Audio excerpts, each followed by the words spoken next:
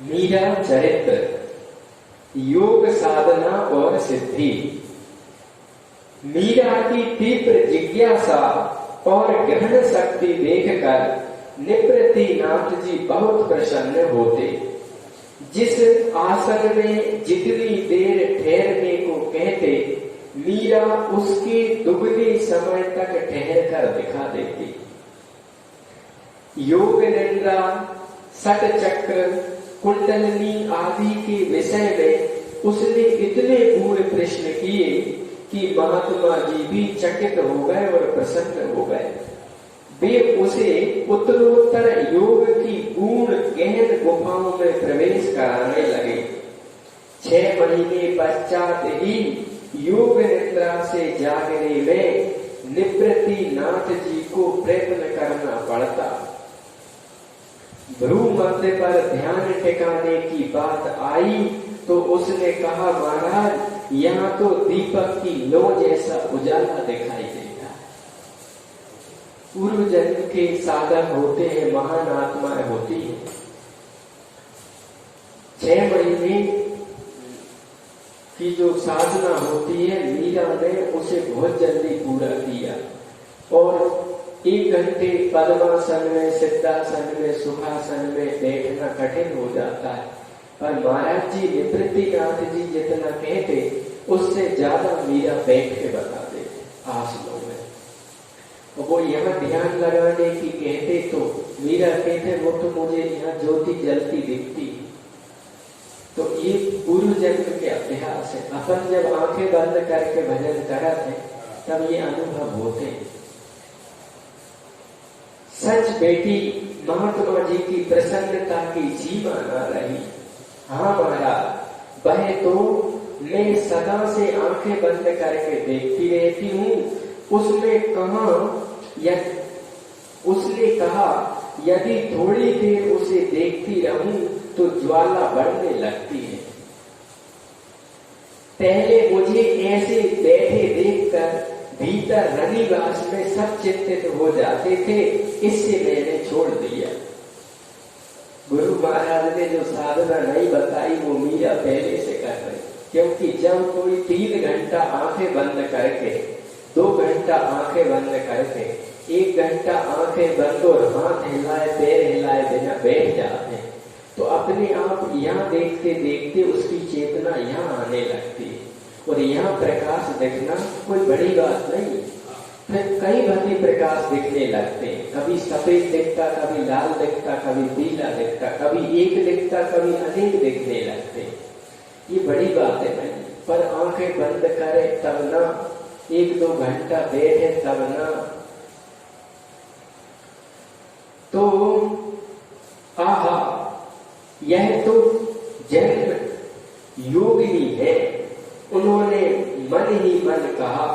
उन्होंने उसे कुंडली जागरण के आवश्यक उपाय बताए।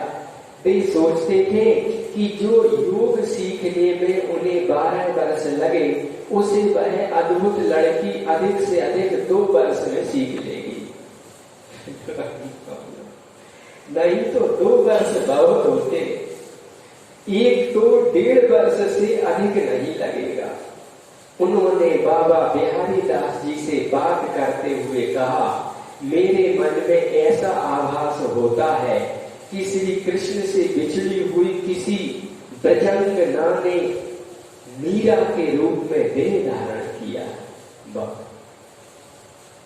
हम सभी इसे पूर्व संस्कारों की जागृति होने तक केवल निमित्त बन रहे हैं।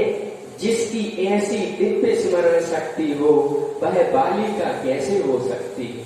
ये तो साक्षात गोपी। हमने कल निवेदन किया था कि महान आत्मा की 2 प्रकार से पहचान होती है। एक तो उसकी स्मृति याददाश्त तेज होगी और दूसरा वो माँ को कष्ट नहीं देगा। जन्म के समय अस्पताल पेट फाड़ना नहीं पड़ेगा।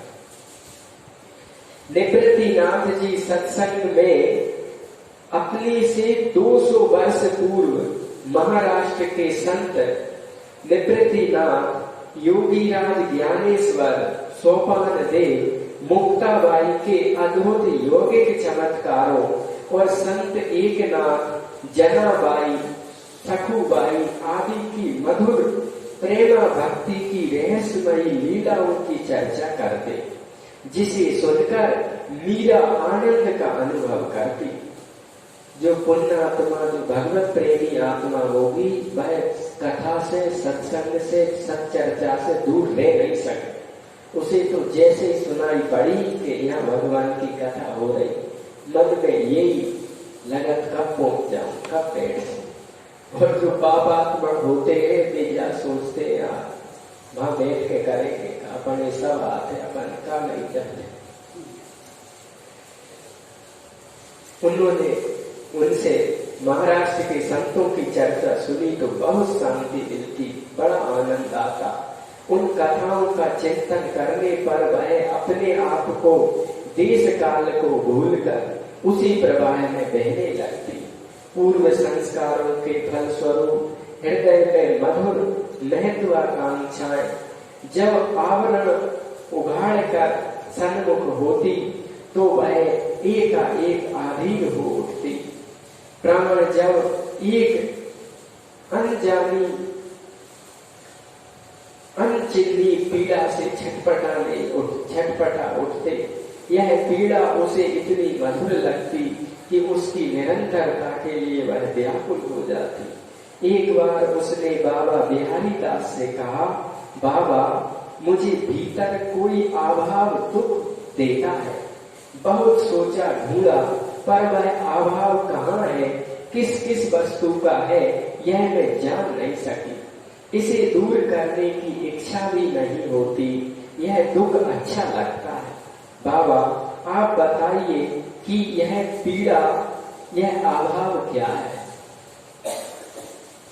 बाबा बिहारी दास जी कुछ देर उसका मुंह देखते रहे, उनकी आंखें भर आई। मीरा के सिर पर हाथ रखकर भरे गले से कहना चाहा, यह पीड़ा किन्हीं भाग्यशालियों को मिलती है बेटी, किंतु व्यक्त रूप से इतना ही कहा, चिंता न करो बेटी, सब ठीक हो रहा है। फिर वे आकाश की ओर देखकर बोले, हे राधे करुणामयी, राधे कृपामयी। आगे के शब्द उनके गले में फंस गए। दोनों हाथों से आंखें पोंछकर वे बच्चों की भांति हंस पड़े। बिहारी दास जी वे देख रहे मीरा की कितनी उन्नति है, कितनी ऊंची पहुंच है मीरा की, इस बात से वो चकित है। क्या हुआ महाराज, कोई भूल हुई मुझसे? मीरा ने पूछा। नहीं बेटी, तुम्हें ऐसा क्यों लगा? फिर आप रोए और हंसे क्यों? तुम्हें योग, अध्यात्मिक, संगीत में शीघ्र उन्नति करते हुए देखकर प्रसन्नता के आवेग में आंसू निकल पड़े और तुम्हें असमंजस में देखकर हंसी आ गई। तुमने जिस पीड़ा की बात कही वह वैसी ही अन्य कोई अनुभूति तुम्हें होती होगी, आगे भी होगी। ये तुम्हारी सफलता की सीढ़ियां हैं पुत्री, पर इन्हें किसी अन्य से नहीं कहना, भीतर ही भीतर रखना। भक्ति के भावों को हर कहीं प्रकट नहीं करना चाहिए।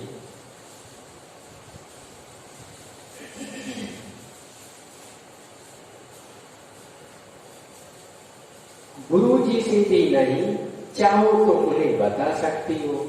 आपको बताया सो? बिहारी दास जी हंस पड़े। सो मैं राधा रानी से प्रार्थना करूंगा कि मेरी बेटी को कोई हानि ना हो। वे करुणामयी निरंतर तुम पे कृपा बनाए रखे।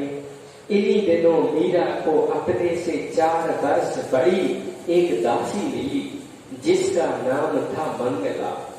ठीक विवाह के समय उसके पति का देहांत हो गया और उसने आजन्म कुमारी का व्रत स्वीकार कर लिया।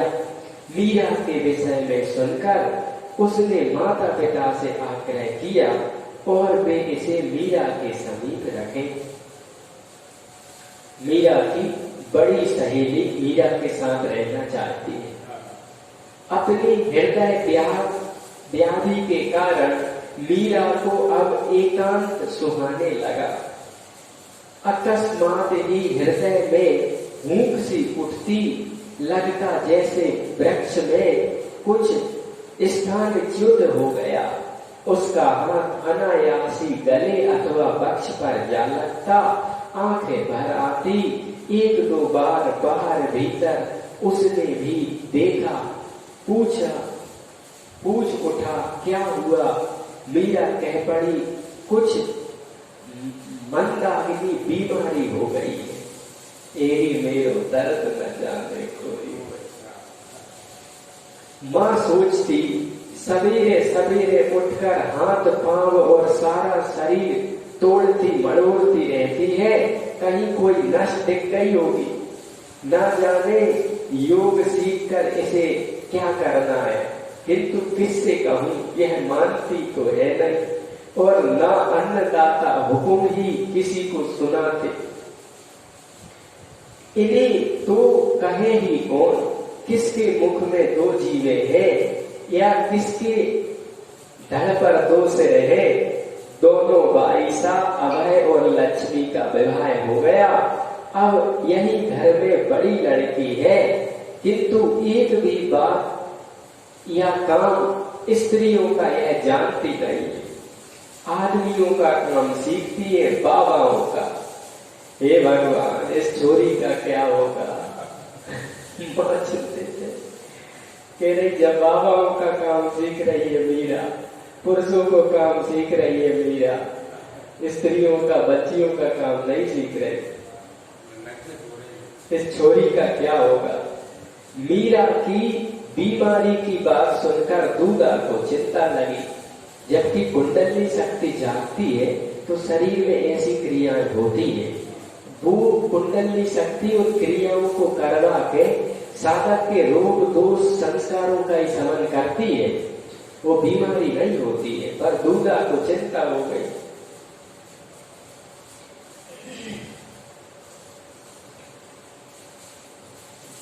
जब पूछने पर मीरा ने कुछ नहीं बताया, तब उन्होंने राज्य वैद्य को बुलाया। सब कुछ देख जांच करके उन्होंने कहा, कोई गंदगी नहीं है बाईसा को, कोई मंदाकिनी नहीं है बाईसा को। वैद्य जी ने कही, कहीं दर्द होता है मीरा? दूधा ने पूछा। वैद्य को बताओ। मीरा की समझ में नहीं आई कि क्या कहे। वह उठकर खड़ी हो गई और दूधा जी की ओर देखकर बोली, मैंने कब कहा बाबू साहब कि मैं बीमार हूँ या मुझे कुछ दुखता है? यह तो आप ही का विचार है। मैं तो यह कहने आई थी कि मुझे संगीत और योग अभ्यास के लिए एकांत चाहिए। उसी समय योगी विप्रतनाथ जी और बाबा बिहारी दास जी उसकी अवस्था का समाचार पाकर वहां आ गए। क्या हुआ बेटी को? बिहारी दास जी ने पूछा। मीरा ने दोनों को प्रणाम किया। वैद्य जी तो कहते हैं कि इसी कोई बीमारी नहीं है, किंतु भीतर से आनंदी दासी आई थी। उसने बताया कि इसकी गले अथवा छाती में कहीं दर्द है। यह कहती है कि मुझे कुछ नहीं हुआ। दूधा जी ने बताया। बाबा बिहारी दास जी और मीरा दोनों ने परस्पर एक दूसरे की ओर सभी प्राय देखा और दृष्टि में ही अपनी अपनी बात कह सुन ली। उन्होंने हंसकर पूछा, क्या हो गया हमारी दुलारी बेटी को? साधु संत दोनों बिहारी दास जी और निवृत्तिनाथ जी समझ गए कि मीरा के शरीर में जो भी हो रहा है वो शक्ति योग की क्रियाएं हो रही हैं। वो विक्रियाएं कोई रोग बीमारी होती नहीं है। कुछ नहीं बाबा, परसों सुप्त वज्रासन करते समय बच्चों की भीगा मस्ती में चांदा वीरम देव जी का पुत्र मेरे ऊपर गिर पड़ा। थोड़ी चोट आ गई थी, वह तो अब ठीक हो गई। गुरु जी ने ठीक कर दी थी। मीरा ने निवृत्तिनाथ जी की ओर देखा तो उन्होंने स्वीकृति में सिर हिलाते हुए कहा, इसे अभ्यास के लिए अलग कक्ष की आवश्यकता है। हाँ बाबू साहब, मेरे गिरधर गोपाल को भी मैं उसी में रखूंगी। ये छोरी मिलकर उनसे छेड़छाड़ करते हैं। छोरा छोरी हमारे गिरधर गोपाल छेड़ते हैं, मुझे अलग कक्ष चाहिए। मीरा कह रही। दूसरे दिन से ही महल के परकोटे में लगी फुलवारी के मध्य गिरधर गोपाल के लिए मंदिर बनने लगा और महल का एक कक्ष खाली करवाकर उसे सौंप दिया गया। 2 महीने में मंदिर बन गया। धूमधाम से गृह प्रवेश और प्राण प्रतिष्ठा हुई। नाम रखा गया श्याम कुंज। फुलवारी में मीरा के लिए श्याम कुंज बन गया। अब मीरा का अधिकांश समय श्याम कुंज में बीतने लगा। एक रात मीरा की नींद खुली तो उसे लगा कि उसकी नाभि के पीछे मेरुदंड में कुछ सुरसुराहट और धड़कन हो रही है। वह उठ बैठी और शीघ्रता पूर्वक भुजंगासन, मतेंद्रासन, हलासन, सर्वांगासन, चक्रासन, शीर्षासन करने लगी। फिर शांत होने का प्रयत्न करती हुई पद्मासन में बैठ गई। कंप, हड़बड़ाहट, पसीना, प्रकाश, देह में होने वाले परिवर्तनों को धैर्य पूर्वक सहती हुई उसने आसन ग्रहण किया। मन को नाभि चक्र में स्थापित किया। उसे लगा कि वहां से कोई वस्तु ऊपर उठने के लिए संघर्ष कर रही है। अचानक पलक झपकते ही वह लहरदार वस्तु वहां से उठी तथा छाती और कंठ के प्रदेश में रुकने का बहाना करके भ्रूमध्य में जा लगी। हाँ, तो कुंडली शक्ति जो होती है वो मूलाधार में होती है, एनएस पेनिस के बीच में। जब भगवत भक्ति से, मंत्र की एकाग्रता से या एक आसन पे घंटा 2 घंटा बैठ के अपन यहाँ पे ध्यान करें, वो मंत्र जप करें, आंखें खोले ना, तो वो मंत्र शक्ति, प्राण शक्ति और मंत्र शक्ति का करंट जो बनता है वो मूलाधार में, वो नाभि के पीछे को सुरसुराहट सी होने लगी। मीरा ने अनुभव किया क्योंकि निवृत्तिनाथ जी की कृपा थी और बिहारी दास जी की भक्ति की, और भक्ति और योग दोनों चल रहे थे। निवृत्तिनाथ योग बता रहे थे और बिहारी दास जी ने गोविंद गोपाल गिरधर की भक्ति बता दी। दोनों का योग संयोग बना के कुंडली शक्ति जागृत हुई। मीरा अनुभव हो रहा हो कि कोई चीज फुरफुराते हुए ऊपर उठ रही है, और जब कुंडली जगती है तो मूलाधार चक्र में कुछ न कुछ मूवमेंट होने लगती है, फिर कमर हिलने लगती है। जिस चक्र में कुंडली शक्ति रहते वही की क्रिया होती है। कभी कभी अपने आप आसन लगाते, अपने लगाने नहीं पड़े, अपने आप प्राणायाम होते, अपने करने नहीं पड़े, अपने आप मूल बंद, उड्डीयान बंद, जालंधर बंद, महाबंद लग जाते, अपने आप केजरी मुद्दा लग जाते, अपने आप रोल लगाते, अपने आप हसन लगाते, अपने आप नचन लगाते, अपने आप लोटन लगाते, अपने आप ही कवित्व शक्ति के भजन भाव निकलने लगा मुंह से, ऑटोमेटिकली होते। साधक केवल दृष्टा बन के देखता है कि ये हो का रहा है, और वो शक्ति जो जगती है वो अपने आप करवाती है। कुंडली शक्ति जगना बड़े भाग की बात है। कुंडली जग गई और अपन साधन करन लगे तो ऐसी अवस्था होते जैसे अपन हवाई जहाज में बैठ गए तो अपने आप यात्रा होगी। वहां में भीड़ भाड़ भी नहीं होगी, वहां में उतर वो बदल वो भी नहीं होगा, वहां में खावे पीवे सर्दी गर्मी की कोई दिक्कत नहीं होगी। ऐसी साधना है कुंडली। और जागृत होना बहुत, कोई पिछले जन्म का योगी होता है, किसी पे गुरु कृपा होती है, किसी की साधना घंटों बैठ के प्राणायाम और भक्ति चलती है, योग और भक्ति, तो जग जाती है। मनुष्य शरीर में जग सकती है, कुत्ता बिल्ली आदि पशु योनि में नहीं जगती है।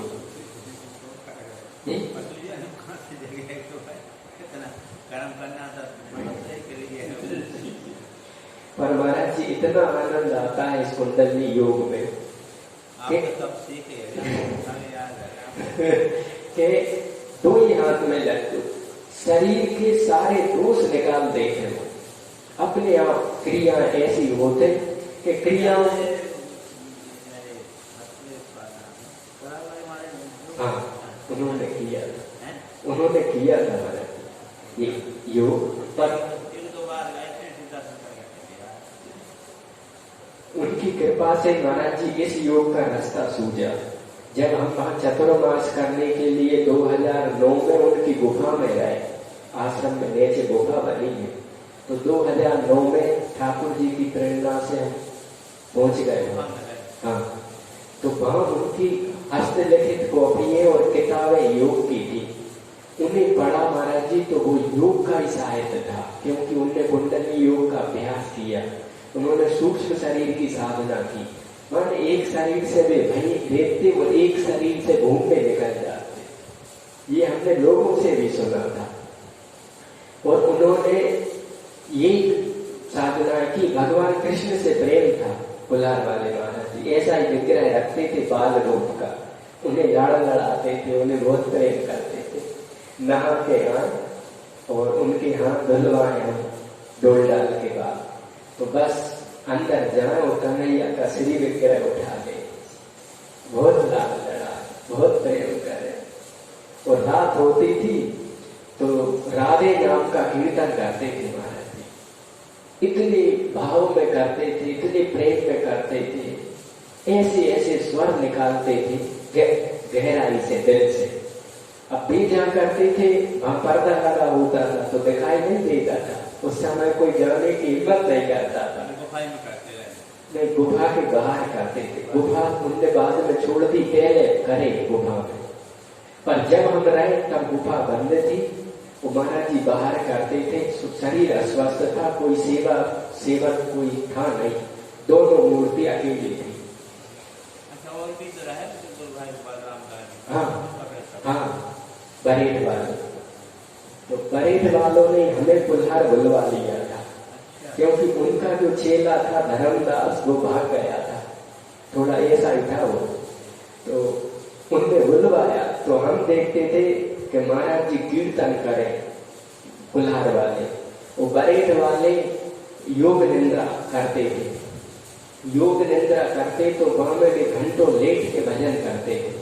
योग निंद्रा लेट के की जाती, उसमें शरीर का हर एक अंग पे ध्यान जमाना होता है और इतनी शांति, इतना सुकून, इतना आनंद मिलता है योग निंद्रा करते करते कि सारी मन की चंचलता और सारी थकान शांत हो जाती। गजब की साधना इसमें आया ना, योग निंद्रा, भुजंगासन, मत्स्येंद्रासन, हलासन, सर्वांगासन, चक्रासन, ये सब मीरा ने निवृत्तिनाथ जी से सीख लिए। और इतनी